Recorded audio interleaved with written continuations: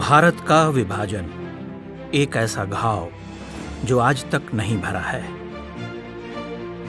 उसे कभी भरने का प्रयास भी नहीं किया गया, उल्टा उसे छिपाया और दबाया जाता रहा। उस दौर को जब याद करते हैं तो कुछ याद नहीं आता, बस मन भर जाता है, परेशानी हो जाती है। हमारे साथ जैसे जैसे गुजरा, हम तो कहते भगवान किसी दुश्मन को भी ऐसी नौबत ना आए। लाखों लोगों के विस्थापन, हत्याओं और बलात्कारों की कहानियां गायब कर दी गईं। विश्व में मानवीय त्रासदी की कई घटनाएं हुई हैं, लेकिन उन देशों ने अपने इतिहास को हमेशा याद रखा। उन बुरी यादों को संग्रहालयों में सहेज कर रखा ताकि आने वाली पीढ़ियां उनसे सबक ले सकें।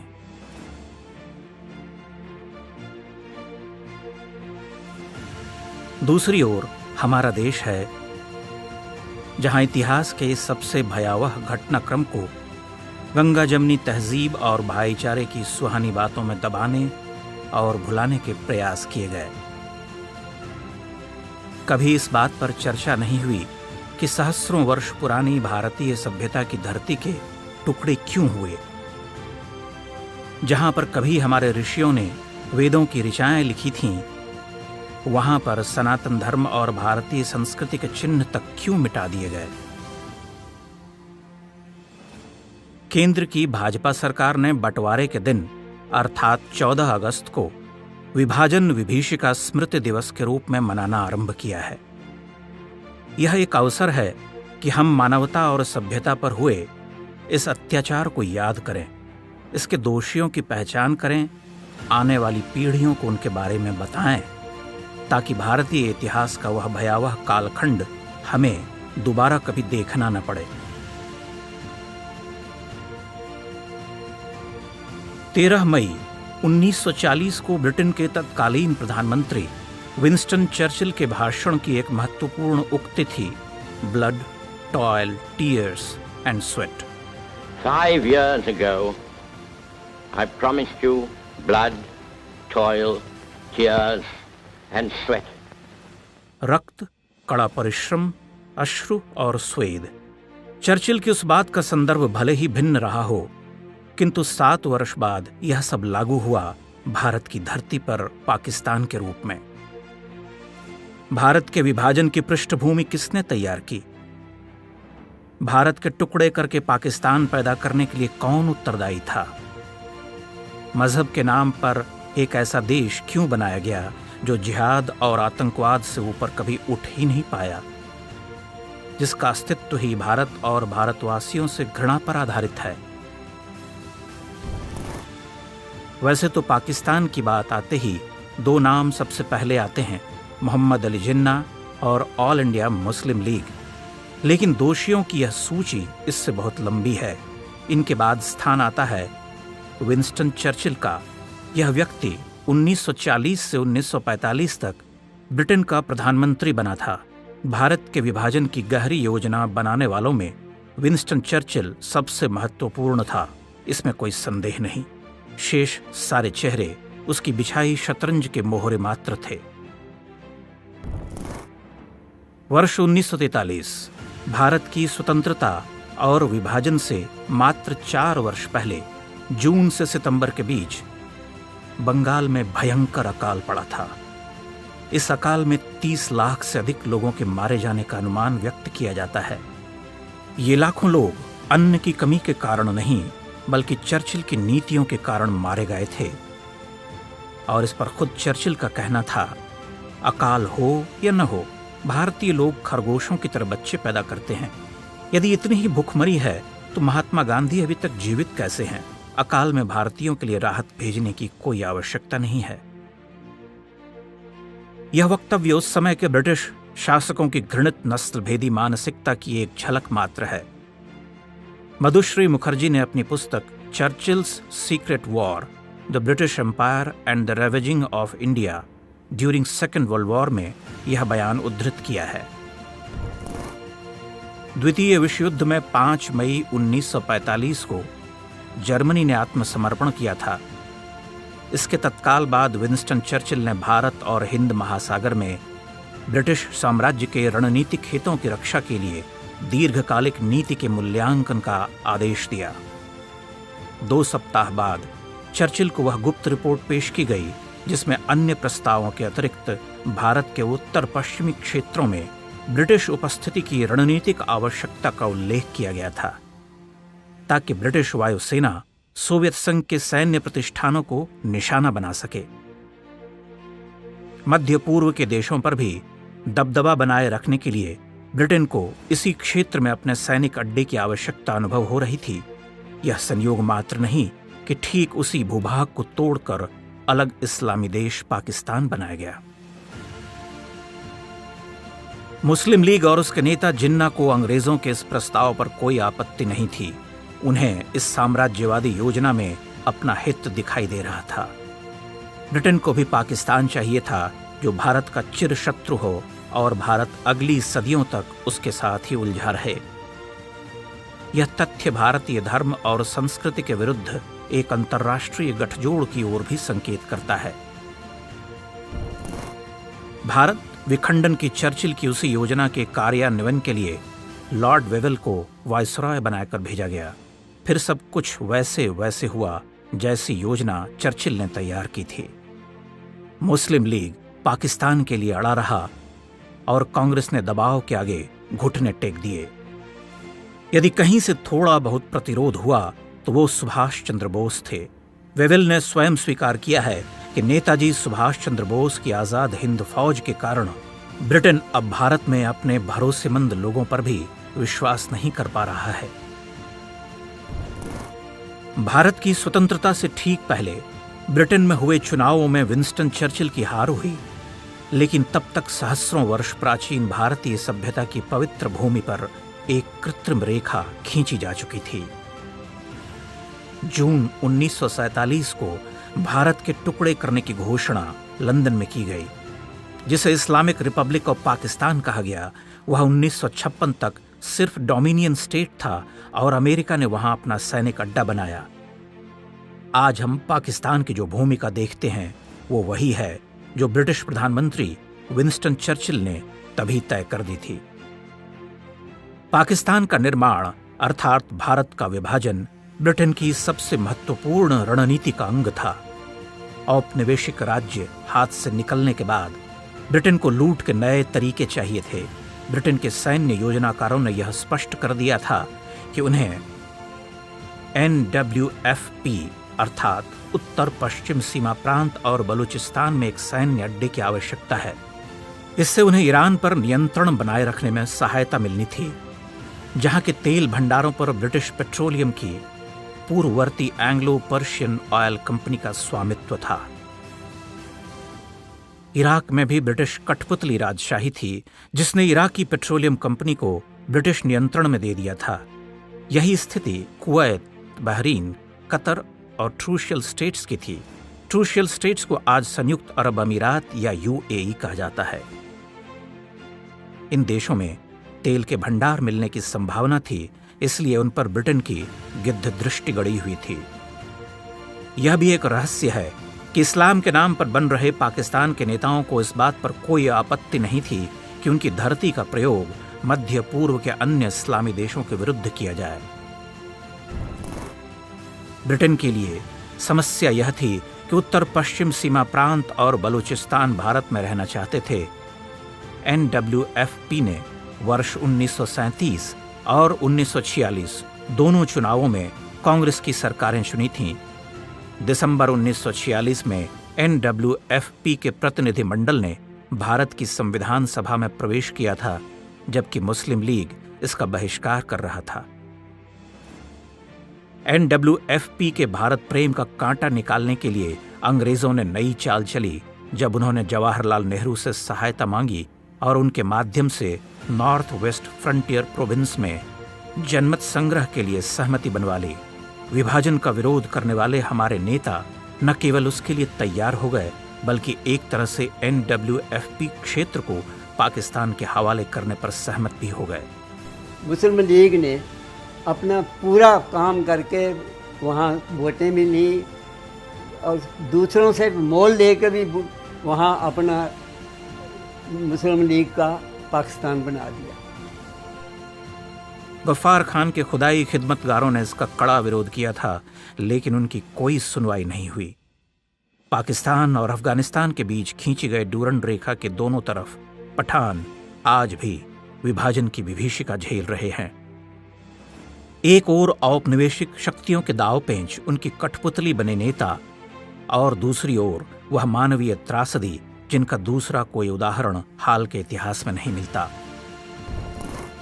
विशेष रूप से वर्ष 1946 से 47 के अंत तक भारत का इतिहास अभूतपूर्व विस्थापन और क्रूरतम नरसंहार का गवाह है। यह मुस्लिम लीग द्वारा उभारे गए जिहादी उन्माद और उसके आगे हमारे राजनीतिक नेतृत्व के समर्पण का इतिहास है।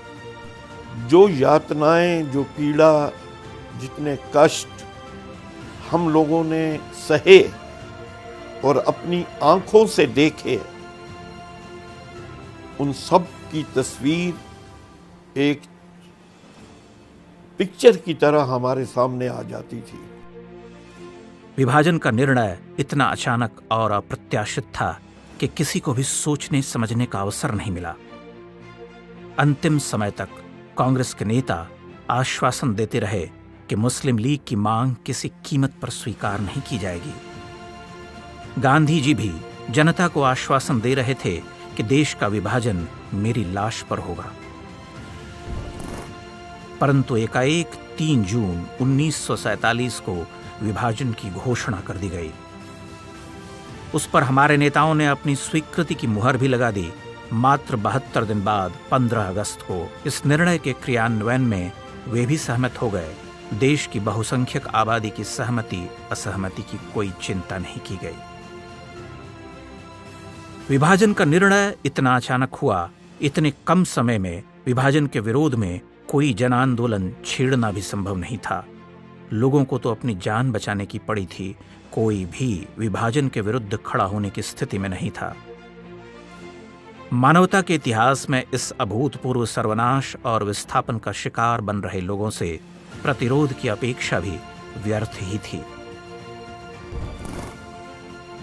15 अगस्त 1947 के दिन जब दिल्ली समेत पूरा देश स्वतंत्रता का उत्सव मना रहा था, ठीक उसी समय हजारों काफिले लाहौर, मुल्तान, लायलपुर और सियालकोट जैसे शहरों से भारत की ओर बढ़ रहे थे। उनके लिए इस उत्सव का कोई अर्थ नहीं था। उनके तो पग पग पर मौत का साया मंडरा रहा था। रास्ते में क्या हो जाए कोई कुछ नहीं जानता था। हम काफिले मीन बैलगाड़ी, हम कारवां पे आए और पैदल चलते थे। और जैसे ही हम आगे आए तो हमारे जब ये साइड में लाशें पड़ी हैं, हम लाशों के ऊपर चल रहे हैं, कोई मर रहा है, कोई मार रहा है, कुछ भी हमें भी पता नहीं था कि हम क्या करें।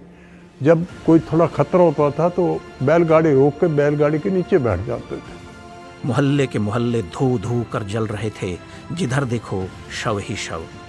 वहाँ पर ज़्यादा बाउंडर शुरू हुए, आगे वागे लगाई उन्होंने और गली मोहल्ले सब फूके। उन्होंने पेट्रोल डाला और घर के बाहर आग लगा दी। अनगिनत महिलाओं का अपहरण हुआ, सामूहिक बलात्कार हुए, उन्हें लूट के माल की तरह नीलाम किया गया। सधवाएं विधवा हो रही थीं, बच्चे अनाथ हो रहे थे। मेरी माता जी की झोली में छोटी सी गोदी में 1.5 साल की लड़की थी। उसने उठा के भी इज्जत लूट रहे थे, उसने उठ के दरिया में गिर दी। बेइज्जती से तो मर जाना ही अच्छा है। किसी औरतों की बेइज्जती करके मार मार के गिरा, बेरहमी से और उन्होंने कसाईयों ने काटा भी है, बेइज्जती भी करी। इज्जत लूट लूट के क्या क्या करा। कि आखिर ऐसी कौन सी बात आ गई जो इतने अरसे से हम इकट्ठे रह रहे थे और आज इतना बेदर्द जो है ये लोग हो गए कि इनके आंखों के बीच में जरा भी शर्म हया नहीं रही। रेलगाड़ियों से चलना भी सुरक्षित नहीं था। उन्हें कहीं भी रास्ते में रोककर हथियारबंद जिहादी जत्थे नरसंहार शुरू कर देते थे। यात्रियों की जगह वे लाशों से भरी रेलगाड़ियां इधर भेज रहे थे। ये सवारी डब्बे नहीं थे, माल डब्बे थे। जो मालगाड़ी ढोती है ना सामान, उनमें बिठा करके हमें लाहौर तक लाया गया, अटारी तक लाया गया। वहाँ जा कर के उस गाड़ी को रोक लिया गया। शोर पड़ा कि अब काटेंगे। 2-3 दिन गाड़ी रुकी रही, पीने को पानी नहीं था। यहाँ तक कि बच्चों को प्यास लगती थी, उनको मूत्र पिलाते थे। अधिकांश स्थानों पर हमलावर कोई बाहरी नहीं बल्कि अपने ही परिचित नगरवासी और मित्र थे। ये वो लोग थे जो मानवता और दोस्ती की कस्में खाते थे, लेकिन अवसर पाते ही उन्होंने पीठ में छुरा घोंपा। जो लोग हमारे साथ वहाँ पाकिस्तान में साथ बैठते उठते बिजनेस करते थे, हमारा नौकर जैसे पैसा था, मिला जुला था, वो पता नहीं कैसे एकदम से बदल गए, काफिर बन गए। कैसे उनकी वृत्ति इतनी खराब हो गई कि हमारे से या इलाही के नारे लगाते हुए नंगी तलवारें निकाल के बाहर हुड़दंग मचा हुआ था। हम छतों पे अपनी जान बचाने के लिए खड़े, कुंडे बंद करके कुंडे तोड़ने की कोशिश करते थे, वो दरवाज़ा तोड़ने की कोशिश करते थे। सिर के ऊपर कुरान लेके कसम उठाई कि आप नीचे आ जाओ, हम आपसे बात करेंगे। जैसे वो चौधरी हरदयाल जावा नीचे आए, उन्होंने कुरान को फेंक दिया और तलवार लेके उनकी गर्दन काट दी। उसके बाद वो सब लोग अपने मकानों में चले गए।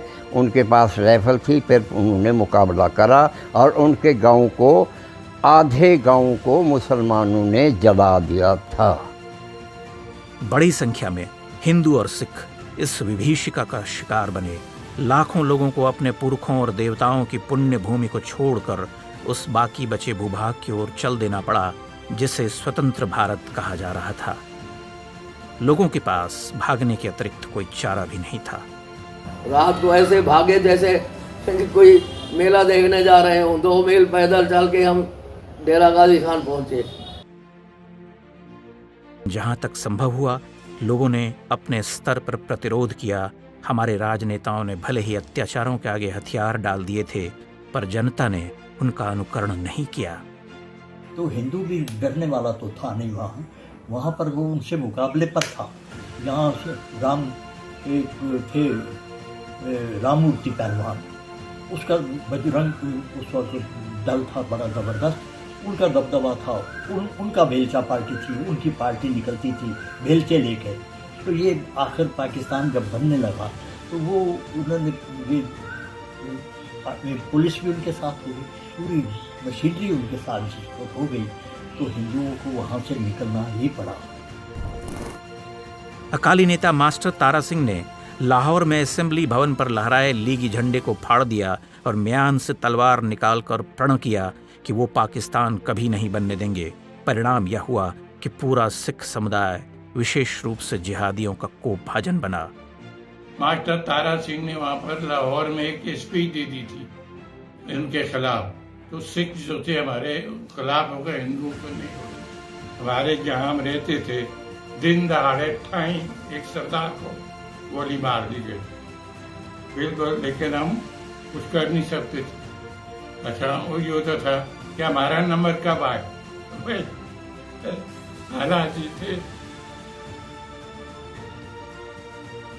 तबलीगी नेताओं ने हिंदुओं और सिखों में दरार डालने के लिए कई चालें चलीं, लेकिन वे सफल नहीं हो सके। उन दिनों प्रायः सभी गुरुद्वारे समाज की रक्षा के दुर्ग बन गए थे, जहां पर पूरा एकजुट हिंदू समाज हत्यारी भीड़ से अपनी और अपने परिवारों की रक्षा करता था। भारत के बंटवारे पर मुहर लगाकर कांग्रेस के उच्च नेता दिल्ली की राजनीति में व्यस्त हो गए और हजारों लाखों लोगों को उस भूमि पर लाचार छोड़ दिया जिसे पाकिस्तान का नाम दे दिया गया था। वहां उनकी सहायता करने वाला कोई नहीं था। ऐसे कठिन समय में राष्ट्रीय स्वयंसेवक संघ ने युवकों को एकजुट करके बड़ी संख्या में लोगों को लीगी गुंडों से बचाया। हजारों लोगों को मुस्लिम बहुल क्षेत्रों से निकालकर सुरक्षित स्थानों पर पहुंचाया। यहां तक कि कांग्रेस के पदाधिकारी भी अपनी जान बचाने के लिए संघ के स्वयंसेवकों पर ही आश्रित थे। पाकिस्तान से बचकर आए लोग मानते हैं कि यदि संघ न होता तो मारे गए लोगों की संख्या बहुत अधिक होती। संभवतः बहुत कम लोग ही बचकर भारत तक आने में सफल हुए होते। 3 दिन तक हम गाड़ी के अंदर बैठे रहे, भूखे प्यासे, और अपने पास सामान तो हम लिया नहीं, उठाने वाला उस समय बादाम थे, बादाम लेकर आए, बादाम खाते रहे, खजूर खाते रहे। बाकी सरकार ने कुछ मदद ये ज़रूर की है, जब संजय दरियाव गया उस समय स्वयं सेवकों ने कहा कि आप घबराओ नहीं, आप चिंता न करो, आपकी सुरक्षा पूरी होगी। उन्होंने पूरी सुरक्षा की। उन्होंने संजय दरिया भी पार कराया, आगे डेरे में हमें रुका करके वो अपने चले गए। पंजाब विश्वविद्यालय में प्रोफेसर रहे A.N. बाली की पुस्तक now it can be told के अनुसार गांधी जी, डॉक्टर राजेंद्र प्रसाद, सुचेता कृपलानी आदि ने लोगों को अहिंसा के मार्ग पर चलने का परामर्श दिया था। उनसे भगवान पर भरोसा करने को कहा गया, किंतु संकट में फंसे लोग समझ चुके थे कि यह एक आदर्श स्थितियों की बात है जो किसी सुरक्षित दुर्ग में ही लागू होती है। ऐसी कठिन घड़ी में राष्ट्रीय स्वयंसेवक संघ ने लोगों की रक्षा का बीड़ा उठाया। उन्होंने हर नगर, हर मोहल्ले में हिंदू, सिख महिलाओं और बच्चों को निकाला, उनके खाने पीने, चिकित्सा और कपड़ों का प्रबंध किया। साथ ही वे हथियारबंद होकर उनकी सुरक्षा भी करते थे। हमें ये था ना, RSS वालों को डरते नहीं, रात को हम पहरा देते थे अपने हिंदुओं को, ताकि कोई ये सारे आए ना बंदूकें लेके। हमारे जो सेठ लोग थे हमें बंदूकें दे रखी थी, रात को पहरा देते थे हम कि हमें कोई है ना तंग न करे। तो ये सब RSS वाले करते थे। प्रोफेसर बाली लिखते हैं कि पश्चिमी पाकिस्तान से आए शरणार्थी आज भारत में चाहे जहां भी रह रहे हों, एक स्वर में यही कहेंगे कि जब सब ने उनका साथ छोड़ दिया था, तब राष्ट्रीय स्वयंसेवक संघ ने ही उनका साथ दिया। लोगों में बहुत दहशत थी, बहुत लोग हिंदुओं को काट काट के फेंका। अगर हम लोग सही सलामत बच के आए तो RSS की वजह से बच के आए। देश के प्रथम गृह मंत्री सरदार वल्लभ भाई पटेल ने तत्कालीन सरसंघ चालक गुरु गोलवलकर द्वारा 11 अगस्त 1948 को भेजे पत्र के उत्तर में लिखा था, राष्ट्रीय स्वयंसेवक संघ ने संकट काल में हिंदू समाज की सेवा की, इसमें कोई संदेह नहीं है। ऐसे क्षेत्रों में जहां उनकी सहायता की सबसे अधिक आवश्यकता थी, संघ के नवयुवकों ने स्त्रियों तथा बच्चों की रक्षा की। गृहमंत्री वल्लभ भाई पटेल का संघ कार्यों के प्रति यह सद्भाव अकारण नहीं था। वे जानते थे कि विभाजन के दौरान भारतीय सेना की टुकड़ियों और संघ के स्वयं सेवकों ने कितने तालमेल के साथ लोगों को निकाला था। विभाजन की विभीषिका के बीच राष्ट्रीय स्वयंसेवक संघ की भूमिका का संकलन ज्योति जला निज प्राण की नामक पुस्तक में किया गया है। इसके लेखक माणिकचंद वाजपेयी और श्रीधर पराड़कर हैं। हिंदुस्तान टाइम्स में 27 मार्च वर्ष 1947 को छपी एक रिपोर्ट विशेष रूप से उल्लेखनीय है। अखबार के संवाददाता ने रावलपिंडी के कुटी नाम के कस्बे का दौरा कर वहां हुई बर्बरता का वर्णन किया था। कट्टरपंथियों ने अफवाह उड़ा दी थी कि जामा मस्जिद पर हमला हुआ है। इसके बाद सुबह सुबह 5000 से अधिक हथियारबंद लोगों ने कस्बे में रहने वाले हिंदुओं की दुकानों और मकानों में आग लगा दी। एक भी हिंदू पुरुष जिंदा नहीं बचा। महिलाओं के साथ दुर्व्यवहार किया गया और अधिकांश को मार दिया गया। पूरा क्षेत्र मलबे का पहाड़ बन चुका है। ऐसा लगता है मानो यहाँ विमान से बमबारी की गई हो। और हमें अपने मोहल्ले में भी देखने को मिलता था, किसी की गर्दन कट के आ रही है, किसी के हाथ कट के आ रही हैं और किसी का पैसा लूट रहे हैं, कहीं आग लगा रहे हैं। जो 3 बसें हमारी ब्राह्मणों की उन्होंने जो गए हुए थे जलालपुर पीरवाला में, वो सारी की सारी उन्होंने काट छांट कर दी और नौजवान औरतों को, स्त्रियों को, लड़कों को उठा के ले गए। और क्या किया होगा उन्होंने, वो जो है ना, वो आज भी याद है कि ये क्या किया होगा उन्होंने उसके बारे में। 15 अप्रैल 1947 को स्टेट्समैन अखबार ने रावलपिंडी के एक गांव का समाचार छापा था। थोहा खालसा नाम के इस गांव पर 3000 से अधिक कट्टरपंथियों की भीड़ ने हमला कर दिया था। गांव के पुरुषों ने कई दिनों तक संघर्ष किया, लेकिन जब वे हारने लगे तो महिलाओं ने सम्मान की रक्षा के लिए आत्म बलिदान का निर्णय लिया। 90 बहु बेटियों ने गांव के इकलौते कुएं में छलांग लगाई। कुआं इतना भर गया कि अंतिम 3 महिलाएं डूब ही नहीं पाई। हमारी नौजवान बच्चियों के साथ दुर्व्यवहार किया, रेप किया, उन्हें मार धाड़ की, लेकिन नौजवान बच्चियों ने कुएं के अंदर छलांग लगा दी, लेकिन अपने अस्तित्व को ख़त्म करने की कोशिश नहीं की। जब उन बच्चियों को दहाड़ते हुए, रोते हुए, चिल्लाते हुए देखते थे तो उस वक्त हमारी आंखों में आंसू आ जाते थे। ये इकलौती घटना नहीं थी। अधिकांश लोगों ने इस्लाम कबूलने के बजाय अपने धर्म और सम्मान की रक्षा के लिए मृत्यु को चुना। एक सरदार जी थे, सिख थे, वो अपनी छोटी लड़की को किशन गंगा नदी में फेंक रहा था। तो मेरे पिताजी ने जोर से बोला, एक ही कर रहा पे हैं, कहता जी मेरी औरत को तो वो खींच के ले गए हैं और मेरी बेटी को मैं बड़ी मुश्किल से बचा के लाया हूँ, तो मुझे नहीं लगता मैं इसको संभाल पाऊँगा और ये कहीं उनके हाथ ना आ जाए। और उनके हाथ आने से अच्छा ये है कि मैं इसको नदी में फेंक दूं। विभाजन की सबसे दर्दनाक विभीषिका जम्मू से लगे मीरपुर के लोगों ने झेली। पाकिस्तानी सेना और कबायलियों के विरुद्ध 25,000 से अधिक मीरपुर वासियों ने पूरे 20 दिन तक मोर्चा लिया। इनमें बड़ी संख्या में संघ के स्वयंसेवक भी थे। उन्हें आशा थी कि भारत सरकार उनकी सहायता को सेना भेजेगी, लेकिन पास में ही भारतीय चौकी होने के बावजूद सेना नहीं पहुंची। हजारों की संख्या में लोगों ने अपना बलिदान दिया।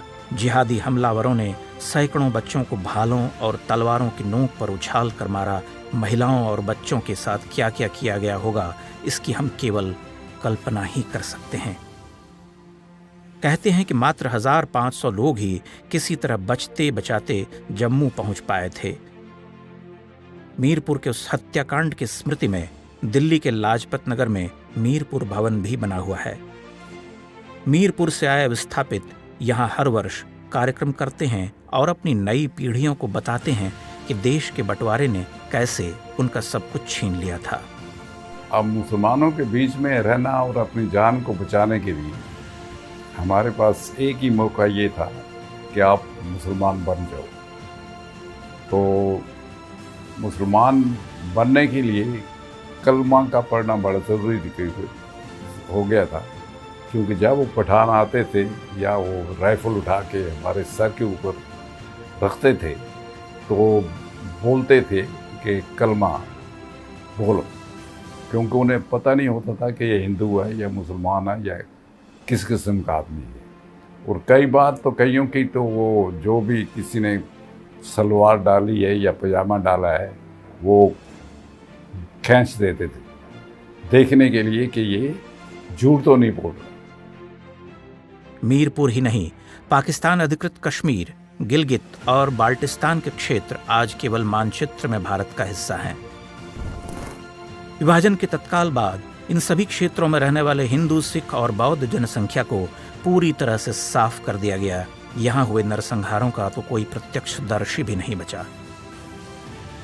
पंजाब और कश्मीर ही नहीं, राजस्थान और दिल्ली से लेकर बंगाल तक बड़ी संख्या में लोग मजहबी दानवता का शिकार बने। कलकत्ता में डायरेक्ट एक्शन डे हो या नोहाखाली में हिंदुओं का नरसंहार, हर घटना में एक समानता थी कि लोगों को असहाय छोड़ दिया गया। देश का राजनीतिक नेतृत्व एक तरह से पंगु स्थिति में था। लेकिन जब इन घटनाओं की प्रतिक्रिया बिहार में हुई तो उसे पूरी सख्ती से निपटा दिया गया। इसके पीछे की जो मानसिकता है उसका विश्लेषण बहुत आवश्यक है। 7 मार्च 1950 को संघ के प्रमुख गुरु गोलवलकर ने वक्तव्य जारी किया था, मैं पूर्वी बंगाल से लौटा हूं। वहां के हिंदुओं को भारतवासियों से तत्काल सहायता की आवश्यकता है। उनकी दयनीय स्थिति वर्णनातीत है। नित्य प्रति हत्याएं, लूटमार, अग्निकांड, बलात्कार और बलपूर्वक धर्म परिवर्तन की घटनाएं हो रही हैं। बांग्लादेश के हिंदू लगभग 7-8 दशक बाद भी विभाजन की पीड़ा सहने को अभिशप्त हैं। जिस मानसिकता से भारत को तोड़कर अलग इस्लामी देश को जन्म दिया गया वो आज भी सिर उठाती रहती है। आज जब हम कहीं राष्ट्रगान और राष्ट्रगीत के विरोध के समाचार सुनते हैं तो उसके पीछे भी यही मानसिकता काम कर रही होती है। वो जब मंजर याद आता है, जब वो सीन याद आते हैं तो एक बार सोचने को मजबूर कर देते हैं कि आज भी हमारे साथ क्या हो रहा है, कल को फिर ये हमारे साथ हो जाएगा। प्रख्यात समाजवादी नेता डॉक्टर राम मनोहर लोहिया ने अपनी पुस्तक भारत विभाजन के गुनहगार में लिखा है कि विभाजन के परिणामों का लेखा जोखा ले सकने की अयोग्यता के कारण भारत का नेतृत्व न तो क्षमा न ही सहानुभूति का पात्र है। जो लोग घटना चक्र के केंद्र में थे, उन्हें हिंदू मुस्लिम दंगों की उतनी आशंका नहीं थी कि उसके कारण विभाजन स्वीकार कर लें। विभाजन के कारण तो और भी बड़े पैमाने पर हिंसा हुई। विभाजन के पाप कर्म से जिन लोगों की आत्मा भस्म हो जानी चाहिए थी, वे अपनी अपकीर्ति की गंदगी में कीटाणुओं की तरह मजा ले रहे थे। स्वतंत्रता के बाद सुनियोजित प्रचार द्वारा समाज में यह धारणा बनाई गई कि देश के विभाजन को जनता ने खुशी खुशी स्वीकार कर लिया था और उस दौरान हिंदू समाज पर जो दानवीय अत्याचार हुए थे, वो नए राष्ट्र के जन्म की प्रसव पीड़ा मात्र थे। जबकि लाखों करोड़ों विस्थापितों की गवाहियां इस झूठ की पोल खोलती हैं। हजारों वर्ष पुरानी भारतीय सभ्यता की पुण्य भूमि के बंटवारे को सैद्धांतिक रूप से कभी स्वीकार नहीं किया जा सकता है। 5 अगस्त वर्ष 1947 के दिन कराची में संघ की जनसभा में संघ प्रमुख गुरु गोलवलकर ने कहा था, हमारी मातृभूमि पर विपदा आ गई है। भारत का विभाजन एक पाप है और जो उसके उत्तरदायी हैं उन्हें भावी पीढ़ियां कभी क्षमा नहीं करेंगी। यह विभाजन अप्राकृतिक है, इसे एक न एक दिन निरस्त करना होगा। कुछ ऐसी भावना महान क्रांतिकारी महर्षि अरविंद ने व्यक्त की थी। देर चाहे कितनी भी हो, पाकिस्तान का विघटन और भारत में विलय एक दिन तय है। यही ईश्वर की इच्छा है। भारत फिर से अखंड होगा और मैं उसे स्पष्ट रूप से देख रहा हूं। महापुरुषों की ये भविष्यवाणियां एक आशा का संचार करती हैं। करोड़ों भारतवासी इस कामना को अपने हृदय में बिठाएंगे तो यह और भी बलवती होगी। जिस दिन यह सत्य सिद्ध होगी, वह दिन विभाजन की विभीषिका झेलने वाले करोड़ों निर्दोषों को सच्ची श्रद्धांजलि का दिन होगा।